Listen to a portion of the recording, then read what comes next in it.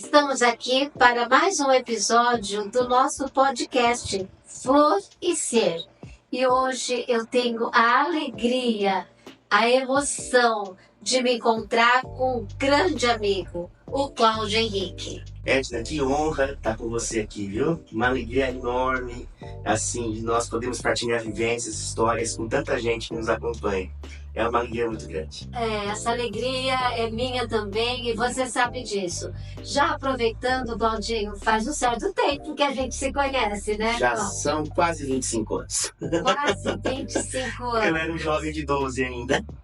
Era um jovem de 12, na verdade um adolescente, né, Claudinho? É. Ô, Cláudio, e tem alguma coisa assim que você lembra, que ficou na sua memória desse início da nossa amizade? Olha, no começo já do século XXI aí praticamente, né? Então essa amizade transcende os séculos, Edna. A gente começou a ter ali esse vínculo social em 2000, né? E transcende até hoje. Olha, das primeiras grandes recordações que eu tenho é justamente essa divulgação e difusão da Crepom e da coleta de experiências com relação aos coletores de recicláveis na região. Nós íamos com várias pessoas de paz e de justiça levar a Crepom, levar as experiências nossas aqui em Araçatuba, né? Eu ainda não muito entendendo, né, toda a logística social do trabalho, mas acompanhávamos, né? Nós, o tio Luiz Clóvis, que acho que a primeira menção honrosa que eu tenho que fazer nessa conversa foi que é o nosso elo até hoje. E assim, nós levávamos isso. E depois, a eleição de 2000. Nós pintávamos muro na ocasião, fazíamos os mutirões, aquela eleição assim de pés no chão mesmo, né? De gastar sola de sapato, de gastar também, de ganhar tempo, na verdade, ouvindo as demandas das pessoas. E aí aquilo foram grandes recordações que eu tenho, né? Todas as ações que fazíamos também em prol dos mais necessitados, da cidadania, que era a discussão que não via classe social. Nossa, Cláudio, você lembrou muito bem, né? Do seu tio e do meu amigo Luiz Clóvis, que foi a pessoa que nos aproximou. E eu me lembro de você chegando com ele para os nossos mutirões, né? E eu falava, gente, mas ele é tão jovenzinho, ele vai conosco. O Luiz vai, faz questão de ir, ele quer acompanhar também. Sim. E eu me lembro, sabe, que a gente saía em algumas tardes, saíamos pelos bairros, no bairro Pagão, onde você morava, né? Sim. E ali eu me lembro muito dessa sua participação, desse seu interesse.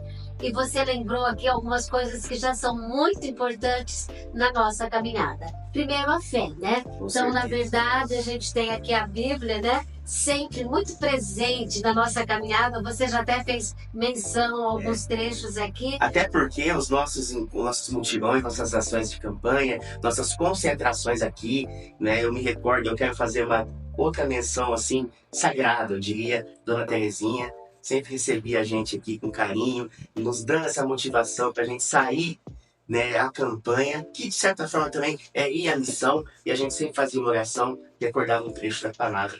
Com tantas pessoas, professores, advogados, diaristas, comerciantes, autônomos, feirantes, pessoas de várias classes sociais.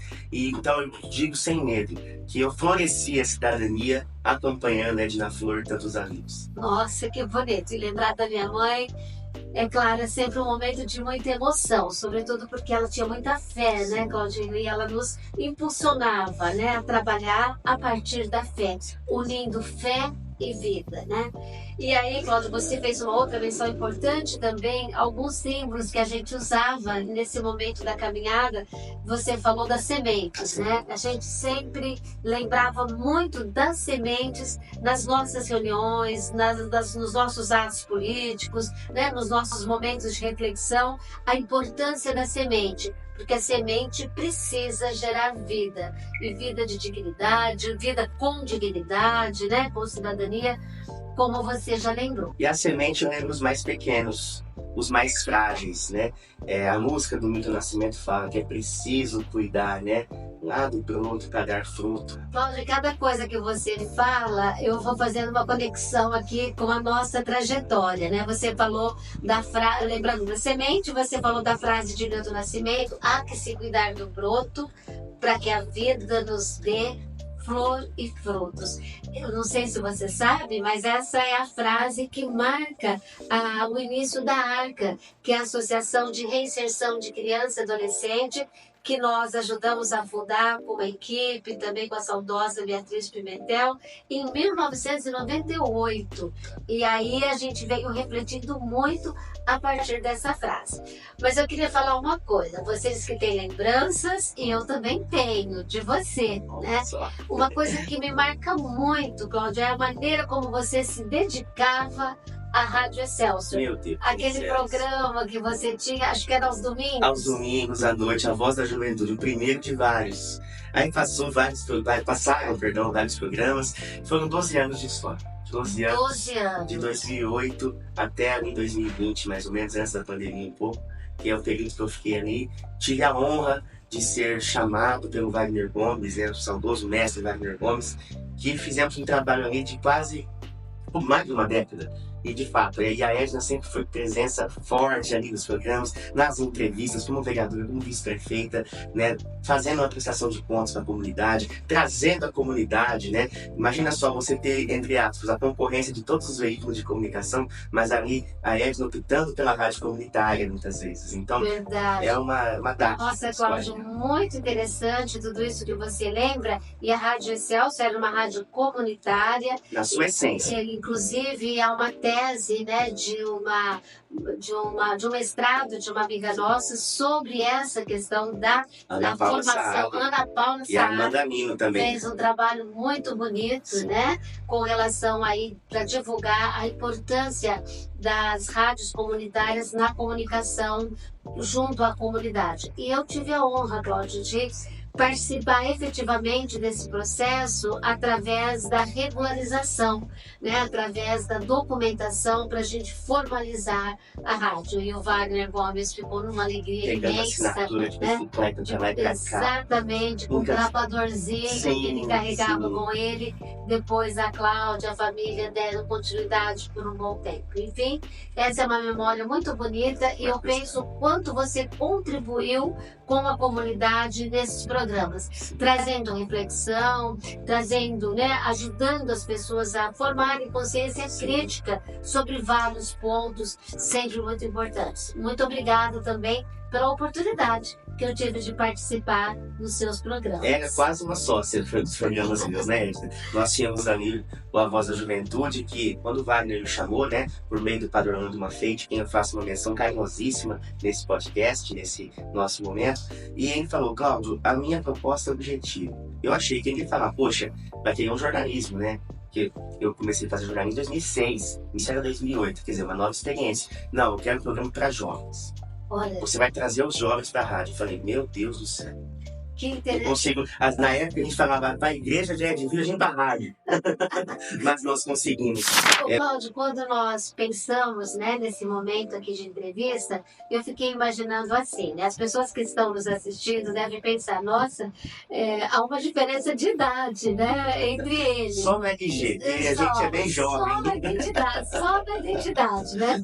Mas, apesar disso, né, nós temos uma identidade tão grande, nós temos uma sintonia, sim, muito grande, que às vezes eu até esqueço dessa questão da idade e eu penso assim: olha, eu preciso consultar o Cláudio sobre isso, ver o que ele acha dessa minha decisão. Então você é para mim um consultor, uma pessoa, né, com quem eu sempre me oriento. E eu fiquei pensando no que a gente tem em comum, né? Então eu lembrei, uma das coisas que nós temos em comum é a literatura. O amor à literatura, né? O Cláudio vive me presenteando com livros, eu quando posso também faço isso. E tem alguns livros que marcam a nossa amizade, né? Bota amizade literária. Vamos começar por um? Qual você se lembra de momento? Eu quero começar por um histórico e literário, que é o Hermes Rios do Campo, Edna. Com certeza, esse aqui também para você tem uma grande satisfação em história, porque o meu exemplar que eu tenho saiu da Crepom. Você falou para mim um dia: lê esse livro. Se você quer entender um pouco sobre como resgatar alguém, a cidadania, olhar de fato os filhos do campo, como que Deus cuida da gente, Lei Érico Reis. É muito interessante, né, você fazer menção que o exemplar que você tinha veio da Crepom, porque como esse exemplar aqui, ele foi resgatado entre as coisas que foram descartadas lá na Crepom, veio também de lá. E aí tem uma parte desse livro que eu gosto muito e eu sei que também é uma das suas páginas preferidas. Imagino qual seja. É quando a personagem Olivia, ela diz assim, olha, muita atenção, é preciso olhar os lírios do campo e é preciso entender que não basta construir obras, não basta construir arranha-céus, é preciso ter pessoas humanas para morar ali, né? E ela fala então da importância da construção das pessoas, de valorizar os seres humanos, as pessoas, as relações, a amizade, o amor, né? Essas relações entre as pessoas. Então isso nos marca muito, não é, Nos Cláudio? marca. E essa fala que você mencionou, né, um trecho, salvo engano, capítulo 13? Capítulo 13, Deus, bem né? lembrado. A memória está boa, graças a Deus. Edna, e trazendo para nossa vivência atual, porque o livro ele já tem quase 100 anos, se eu não me engano, pela sua escrita, mas ele é atemporal. Ele é contemporâneo, porque essa fala se faz presente em períodos onde nós vemos a explosão de pessoas, do que adianta grandes investimentos, grandes obras, grandes realizações dos homens, dos poderes, das finanças e das massas, se não tem pensamento da dignidade humana. Nós estamos em um período da nossa trajetória que precisamos novamente não só conclamar, mas assegurar a dignidade. E não é nem direitos mais.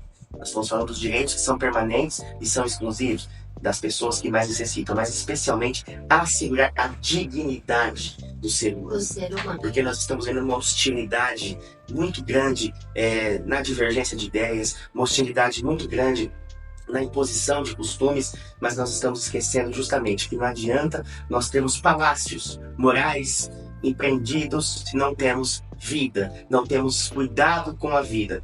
Cuidado com a semente. Nossa, que bonito. E você colocou um contexto muito bonito em que essa mensagem, né, ela é passada nesse livro. A gente tem tempo, né, de parar para olhar os lírios do campo e olhar a beleza verdadeira das coisas. E aí, Cláudio, eu quero também, né, compartilhar aqui que você vive me presenteando Sempre. e agora, sobretudo no período aqui, né, de preparação para a Páscoa, eu fiquei lendo, relendo, refletindo sobre esse livro maravilhoso, Elogio da Sede. Esse é um best-seller. Que fala das várias formas da sede humana. Sede de justiça, sede de dignidade, sede de água. Nós temos muitas pessoas sem acesso à água potável.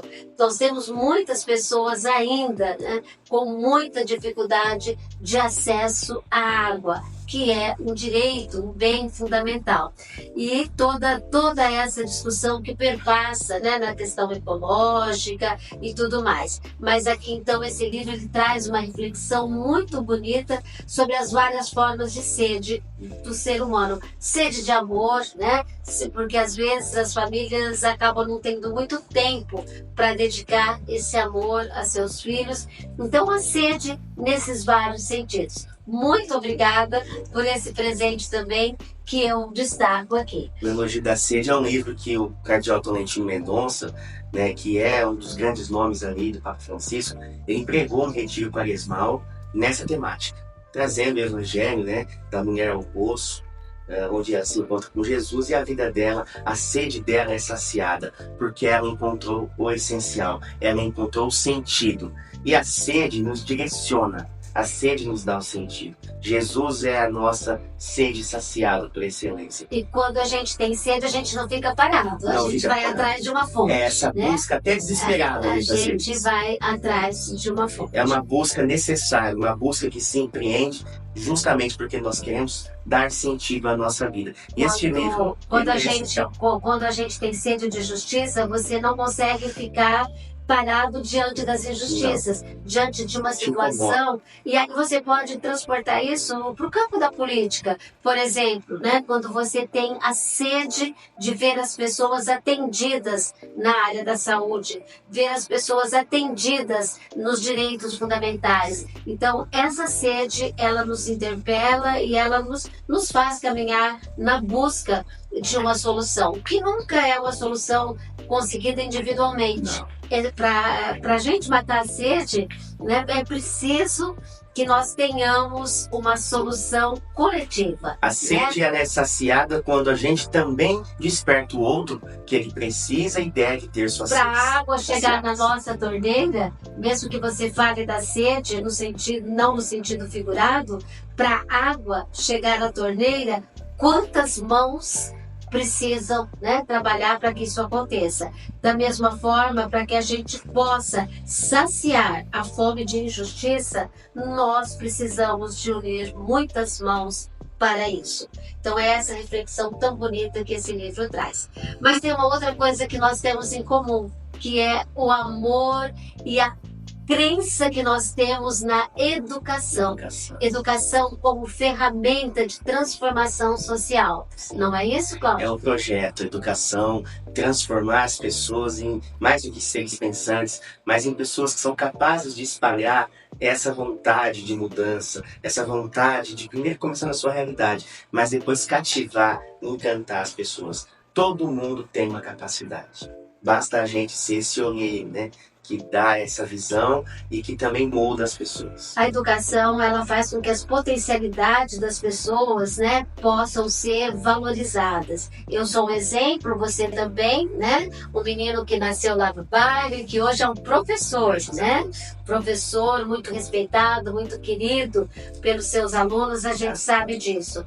Eu também tive a alegria, Cláudio, né, de através da educação poder transformar um pouco a minha vida. Eu fiz o curso de Direito, né? Graças a Deus, deixei o serviço de limpeza que eu fazia no DER, serviço de faxineira que eu fazia, graças à educação, graças ao curso de Direito, que me possibilitou depois, um dia, subir as mesmas escadas, onde eu subia com muita dificuldade para pagar as mensalidades, né? Eu subia aquelas mesmas escadas como professora de introdução ao estudo do direito. Eu fui professora também, né, na própria faculdade onde eu estudei. Então, essas alegrias é a educação que proporciona. Com certeza, as pessoas que estão nos assistindo, elas próprias e elas também conhecem outras pessoas que tiveram a vida transformada a partir da educação. Sem dúvida, Edna, e essa história muito emociona quando a gente escuta, porque é um pouco também de cada história espalhada por tantos amigos que nos acompanham. Eu lembro das dificuldades que era estudar, né? Sou um menino filho do Estado, estudei nas escolas públicas, fiz faculdade com muito custo, né? Com muito dinheiro de faxina também, por parte da minha mãe, de muito empenho do meu pai também. E eu falo que hoje eu retribuo todo esse esforço também conscientizando os alunos, olha, você tem valor. Não é somente um curso ou um estudo para você agradar alguém ou algo, não, mas é para você ter uma evolução enquanto ser humano, enquanto ser pensante, enquanto alguém que é instrumento de cidadania e de paz. E aí a gente serve de exemplo para outras pessoas, Cláudio, porque através também, né, da educação, eu consegui participar de forma mais efetiva da política, consegui ser vereadora por 3 mandatos, né, e num deles fui presidente da Câmara, né, uma mulher na presidência da Câmara.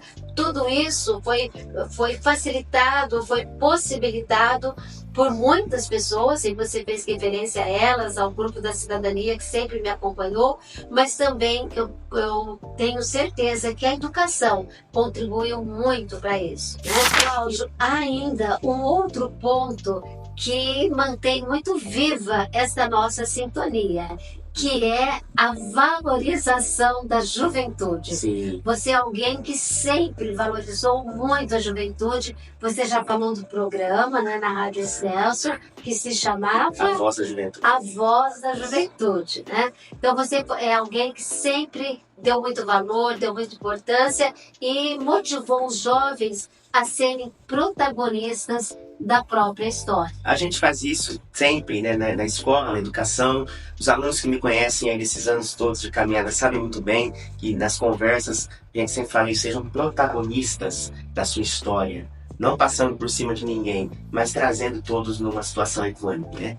E assim, eu fiz parte de grupos de jovens, desde a Pastoral da Juventude, passando pela Renovação Carismática, enfim, desses segmentos da Igreja Católica, né? Muitos anos na Placa Santana, no grupo de jovens de lá, né? Inclusive, muitos frutos colhidos, né?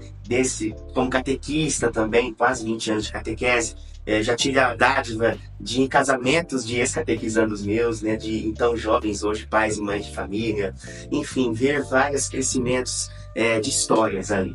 E a juventude é algo que me cativa, né? Tanto que hoje também, lá em Valparaíso, né, junto com a minha noiva Cristiane, me dá um beijo para ela, inclusive, tá acompanhando a gente. A gente tem o nosso grupo de jovens. Meu abraço. Aí, ó, que honra. O nosso grupo Conectados com Cristo lá de Valparaíso também, a gente faz esse trabalho com jovens. Eu falo que eu e a Cris, nós somos 2 jovens de coração e de disposição, servindo os jovens que têm o RG ainda da idade de jovens, né? Então é isso que nos motiva, nos anima. E é muito interessante, Cláudia, porque quando você pensa na juventude, tem sim muitos jovens com muitos movimentos ligados às igrejas, às diversas igrejas, né? Então é um trabalho muito bonito dos jovens, sobretudo na área social também, fazendo essa conexão com os trabalhos, dos trabalhos pastorais, sim, com os sociais. E temos jovens também na comunidade, na sociedade. Olha que trabalho bonito que o Rotaract faz, né? Que é a ala jovem do Rotary, faz um trabalho muito bonito. Eu recentemente participei de um evento, de um concurso de oratória com eles, e eu fiquei admirada de ver como esses jovens se reúnem, se dedicam, estudam sobre temáticas importantes, né, para o mundo, para as pessoas, e que são jovens que atuam verdadeiramente na comunidade. Os demolês também fazem um trabalho muito interessante, os escoteiros, né, fazem um trabalho interessante. Então, assim, se a gente for verificar, nós vamos encontrar a presença da juventude de diversas formas. E nós temos aqui na Diocese de Araçatuba também o setor juventude, faz um trabalho enorme também de reunião de todos esses grupos de jovens da Diocese, os grupos de jovens das igrejas evangélicas que fazem ações maravilhosas. O importante, de fato, é essa linguagem do amor que o jovem traz na sua fé, não é? E como diz o pensamento, sejamos eternamente moços. Exatamente. E os jovens, eles conseguem fazer a conexão da cultura, da arte, né? O jovem entusiasma, o jovem ele é interação, né? Fazer essa conexão tão bonita aí com a comunidade através de tantas formas, né? Ações sociais, culturais e de tantas formas. Né? E o jovem, ele cativa outro jovem. Exato. O convite de um jovem para algo é muito mais convincente do que um convite de adulto. Por isso, esse apelo, né, hoje das mídias digitais, né, eles buscam a criatividade do jovem, desde a divulgação de um encontro, de uma ação, até a execução do mesmo, é algo assim que contagia. Então, os jovens podem mudar os mundos. Claudinho. E é por isso, Claudinho, que eu sempre procurei valorizar muito, até antes, né, dos jovens, os adolescentes, né, junto aí nessa fase de preparação para a juventude, e eu tive a honra, né, de fazer uma alteração, de propor, na verdade, uma alteração a pedido do Pondica, a pedido da Maria Zilma, fazer aqui esse registro, né? Ela sempre tinha uma preocupação de que no Pondica, o Conselho Municipal dos Direitos da Criança e do Adolescente, que houvesse ali a presença de adolescentes com condições de deliberar junto com os demais conselheiros, né? Para que tivesse autenticidade nessas deliberações, ouvindo a voz dos adolescentes. E nós tivemos a honra de conseguir encaminhar esse projeto de lei, ele foi aprovado, e hoje eu queria mandar um abraço aqui para a Giovana e para o Guilherme, que são 2 adolescentes, os primeiros adolescentes da nossa região, que eu tenho conhecimento, que participam efetivamente com assento no Conselho Deliberativo, que é o Conselho dos Direitos da Criança e do Adolescente, ajudando a elaborar políticas públicas nessa área. Parece que você quer falar um pouquinho agora sobre a Assembleia dos Bispos que terminou, né? Sim, isso. No último dia 19, mais uma vez os bispos estiveram, os bispos eméritos, os bispos titulares, em Aparecida, né? Nosso bispo diocesano também esteve presente aqui, e muitas reflexões foram feitas em relação à juventude, em relação a várias situações, tanto na carta ao povo brasileiro e também a carta aos cristãos. E eu destaquei aqui, eu gosto de trazer tudo certinho as anotações, porque a gente se debruça. E essa carta da CNBB para o povo brasileiro já está disponível nas redes sociais, nos sites oficiais também. E eu destaquei aqui um trecho, né, a gente conversou também muito durante os dias de Assembleia, né, e que fala de fato de alguns pontos aqui importantíssimos para a sociedade brasileira e sociedade araçatubense regional, que é defender a vida na sua integralidade, desde a concepção até o fim natural, e agir de forma solidariamente, né, nos âmbitos de um país economicamente humanizado, politicamente democrático, socialmente justo e ecologicamente sustentável. São pilares que nos comprometem. Vou até citar de novo. Um país humanizado economicamente, quer dizer, a gente não pode se conformar com tanta renda concentrada, e não é por A mais B, mas nós precisamos refletir o que fazer para distribuir com mais justiça o pão de cada dia. Politicamente democrático, o diálogo. Não é possível que o que pensa contra mim é meu inimigo. Não dá, não cabe mais isso. O que pensa contra mim, ele pode ser meu divergente, mas ele é um filho de Deus na sua dignidade. Famílias que se anulam, amigos que se perdem por conta da intolerância e do ego. Isso não pode acontecer. E também socialmente justo. Você me ensinou uma fala que não existe ser mais justo, é ser justo. Justiça, não é mais, menos, é ser. E também ecologicamente sustentável. Tem gente que ainda não percebeu, não acordou ainda para essa realidade, e nós precisamos conscientizar, né, a criação, como diz a carta bíblica, geme em dores de parto. Nós precisamos ouvir o que a natureza diz e agir em favor dela. Cláudio, muito bonito esse texto, né, da carta, né, que a CNBB, na conclusão, né, os bispos deixaram aqui como mensagem ao povo brasileiro, muito bem, algo muito atual, né, que você traz aqui, uma discussão bem atual, e eu queria trazer isso agora para a realidade do município. Eu ia te perguntar isso também, já posso até fazer um desafio aqui na gravação. Edna, como é possível cada vez mais transformarmos isso em realidade, e como isso está sendo feito, os esforços que estão sendo executados aí para que esses pilares sejam reais aqui no nosso município? Olha, Cláudio, você traz uma reflexão que é muito oportuna, né? A mensagem ao povo brasileiro que a CNBB fez na conclusão desta última Assembleia dos Bispos, ela é bem atual, né? Agora, do mês de abril, e aí, então, isso nos faz refletir sobre como fazer com que isso aconteça na prática, né? Dar concretude a tudo isso.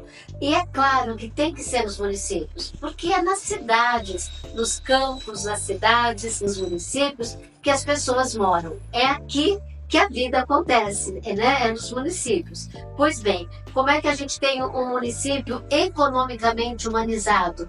Eu penso que é através de projetos de geração de trabalho e renda, projetos que valorizem as associações de pequenos produtores, as várias associações que promovem trabalho e renda, as cooperativas, as micro e pequenas empresas, o trabalho com o SEBRAE, o trabalho de parceria com o SEBRAE, que divulga tanto, né, essa forma de atuação da economia, dentre tantas outras. Mas penso que é nesse caminho que os municípios devem caminhar. Depois você falou de ser socialmente justo. Não tem como o município falar de justiça se a sua população não tiver acesso aos direitos fundamentais. Quais direitos? Direito à saúde, direito à educação, direito à moradia, direito ao trabalho digno, né? Direito à cultura, ao lazer, ao esporte, enfim, né? As políticas públicas todas que vêm elencadas, inclusive, na nossa Constituição Federal. Nós precisamos garantir isso no nosso município, para cada pessoa, para aquela que mora em qualquer lugar da nossa cidade, seja na área central, seja na área periférica. todas elas têm os mesmos direitos, né, garantidos pela nossa Constituição. Isso é ter um município socialmente justo. E depois, ecologicamente sustentável, né? É importante que a gente valorize as iniciativas de preservação do meio ambiente, né? As próprias associações que trabalham com a questão da reciclagem, as pessoas, né? Tem muita produção feita, inclusive nas academias, nas universidades, nas escolas, sobre essa questão ambiental. Pessoal que valoriza aí o plantio de árvores, nós temos o Clube de Árvore aqui na nossa cidade, pessoal que se preocupa com a preservação das nascentes, né? Então é esse conjunto que nós precisamos valorizar, incentivar, apoiar no nosso município. E quando a gente fala isso, não pode ficar só no discurso. A gente tem que ver como é que essas diretrizes estão presentes no orçamento da cidade. Porque se não houver lá uma destinação de recursos para essas áreas sobre as quais nós estamos falando, as coisas não acontecem. Então é preciso que o orçamento da cidade traga resposta ao acesso a todas essas políticas básicas. E por fim, né, a carta fala de que nós precisamos de um país e, portanto, de um município que seja politicamente democrático. E você já falou isso. Basta de discurso de ódio, né? Basta de intolerância. Nós precisamos promover a vida através do diálogo, através do respeito ao outro, ainda que ele pense diferente de nós. Isso é defender a vida na sua integralidade, como diz o documento. Agora, Cláudia, eu sou um pouco curiosa. E a hora que você chegou aqui para esse nosso bate-papo, eu vi que você trazia algo nas mãos. Sim. E eu estou curiosa para saber o que é. Está aqui no cantinho aqui, né? Eu deixei bem escondido aqui. Bom, há alguns meses eu falei de sede de Deus. Agora eu venho para você saciar também a fome. Então esse livro aqui do Frei Beto, ele é um marco assim da reflexão espiritual, social, e esse livro vai servir para o seu caminhar aí neste ano, né, e tantos outros períodos. Então receba Fome de Deus do Frei Beto. Nossa, mais um presente. Mais um. Cláudia, nós poderíamos terminar de um abraço. E eu agradeço. Já sentado. Tem que organizar pra gente, Igor. Vamos continuar então. Nossa, Cláudio, nem sei como agradecer. Mais um presente. E o presente aqui, gente, com uma dedicatória linda. Sim. Falando da importância, né, da gente continuar com ânimo na nossa caminhada. Exatamente. Cláudio, muito obrigada por esse bate-papo, por essa entrevista, mas sobretudo pelo compartilhar dos sonhos e ideais. Afinal, os sonhos não envelhecem e tampouco morrem, né? Muito obrigada. Uma honra.